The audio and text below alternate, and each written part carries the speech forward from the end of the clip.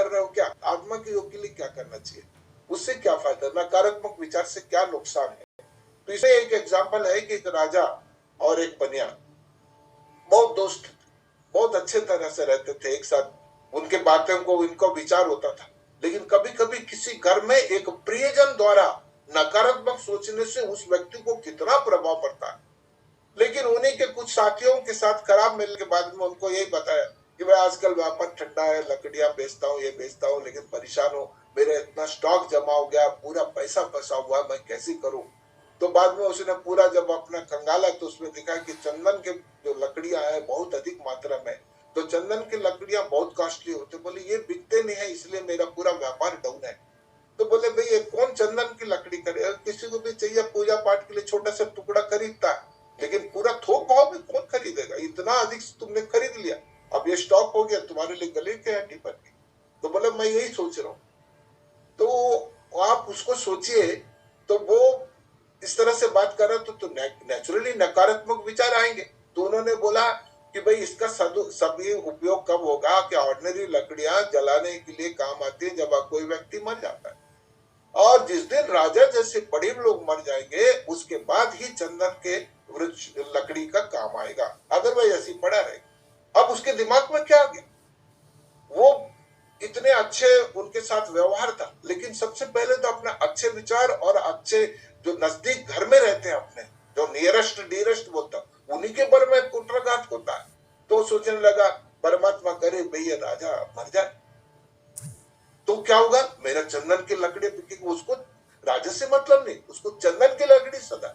लेकिन अल्टीमेटली कहां निजता में आ गया, वो किसी को भी ऐसी कर सकता। आज घरों में भी क्या होता, भाई बहन ये सब वो दूसरों की अशुभ कामनाएं देते, अरे वो क्यों बढ़ रहा है, भगवान करे उसके ऊपर में रेड हो जाए, आपके ऊपर में ये सोचते हैं लोग। तो नकारात्मक का कुप्रभाव पड़ता है। मनुष्य को उतना समझ में नहीं आता जितना जानवरों को समझ आता। तो राजा जब वो हाथी से निकलता था, अब साधारणतः सभी से मिलके जाते थे, राजा को ऐसी थोड़ी कि भैया मेरे दोस्त इधर रुको, ऐसी कुछ नहीं। लेकिन हाथी आकर के करेक्ट वो जो बनिया के घर के सामने वो खड़ा हो जाता था। अब राजा सोचने लगा ऐसी क्या बात है, यहाँ पर जैसी वो हाथी रुकता है तो मेरे में मन में बेचैनी क्यों आती है।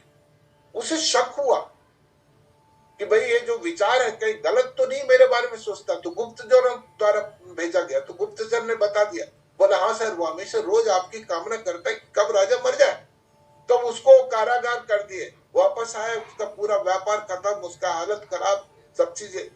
उसके दिमाग में बैठा कि इससे हालत क्या हो गया, पहले तो मैं ठीक था। बोले एक विचार खराब आने से पूरा सिस्टम उसको बिगाड़ दिया। तब वो जब अच्छे लोग भी मिलते हैं ऐसे समय में, जब सुख रहता है खुश रहता है तो खराब लोग अधिक मिलते हैं। जब आदमी को बहुत दुखी रहता है तो कुछ अच्छे लोग भी होते हैं जो उनको बताते हैं कि तुम किसी के प्रति खराब तो नहीं सोचे। बोला हाँ मैं खराब सोचा तो उस राजा के बारे में। इसलिए शायद अब समझ में आया कि क्यों हुआ, मैं तब से समझ में आया, आज मुझे समझ में आ गया।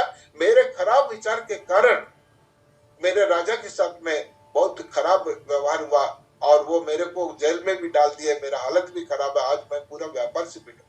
तो बोले तुम क्यों अच्छा क्यों नहीं सोचते, जब खराब सोचने इतनी दुर्गति आई तो अच्छा सोचो।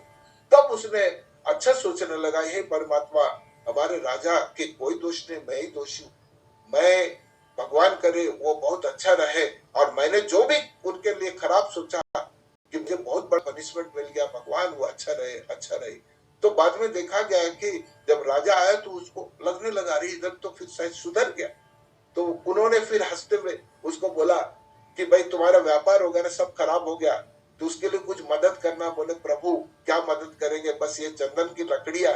फिर से उसने लाया, बोले चलो उसको मंदिर बना देते हैं। तो मंदिर बनाए।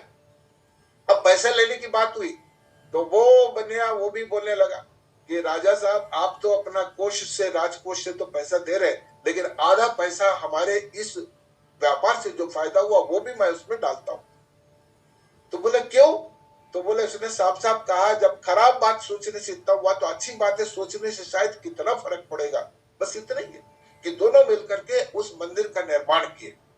तो यहाँ पर देखिए इसमें इसका क्या कहने का मतलब है, अगर आप थोड़ा भी खराब सोचोगे खुद को अपने आप को परेशानी में डालना, अगर अच्छा सोचोगे तो आपको पूरा बेनिफिट ही बेनिफिट है। कुछ देर के लिए आपको लगेगा, आप अच्छा सोचिए, भगवान करे मेरे सामने, मेरे परिवार में हर व्यक्ति अच्छा रहे, मेरे सभी भाई बहन, मेरे नियरेस्ट डियरेस्ट, मेरे जो अच्छे दोस्त हैं, भगवान वो अच्छा रहे। तो इसी चीज को तो क्लैरिफाई किया। अब उसी को मॉडर्न युग में ये सब बातें क्या हुआ है कि गीता में लिखा हुआ है कि भाई किस तरह से अच्छे विचार आना चाहिए। इन्हीं चीज को आप देखे होंगे, मैं कई बार आपको क्या स्टीफन आर कोवे का 7 हैबिट्स ऑफ हाईली इफेक्टिव पे विन एंड विन, ये चौथा पॉइंट, चौथा अध्याय में उसने लिखा, उसने अपने पुस्तक के चौथा वो लॉ 7 हैबिट्स में से चौथा हैबिट्स रखा, विन एंड विन। उसका मतलब है तुम भी जीते मैं भी जीता। तो उसमें क्या हो गया, राजा के साथ में उसने क्या किया, वही किया कि भाई तुम भी पैसा डालो मैं भी पैसा डालू, अच्छे काम के लिए शायद मंदिर का उद्धार होगा, लोगों को भला होगा। तो अच्छे तरह से दोनों जीते। और एक दूसरे को हराने के लिए जब लेग पुलिंग करते हैं तो सेम यही चीज है। तो गीता हमको सिखाता क्या, मेरे घर में जो भाई बहन रहते हैं, मेरे नियरेस्ट डियरेस्ट जो मेरे दोस्त हैं, मेरे अच्छे लोग हैं, उनको कभी भी मैं लेग पुलिंग नहीं करूं। उसको हमेशा बोलो भगवान ये बहुत अच्छा रहेगा, खुश रहेगा तो मैं भी अच्छा रहूंगा। जिस दिन आपके मुंह से निकल जाए तो आपका जिंदगी को उद्धार हो जाएगा। तो ये विचार है, देखिए एक विचार ने देखिए कितना अधिक मेरे जिंदगी में परिवर्तन आया। और वही खराब विचार 90% लोगों का यही आजकल चल रहा है कि वो आगे क्यों बढ़ रहा है, मैं उसके लिए ना बढ़ने के लिए मैं क्या करूं। कभी नहीं सोचते हैं कि इसके बढ़ने से चलो मैं भी सहायता करूंगा तो मेरा भी नाम होगा। तुम्हारा नाम तभी हो सकता है जब तुम सामने वाले को रिस्पेक्ट दोगे,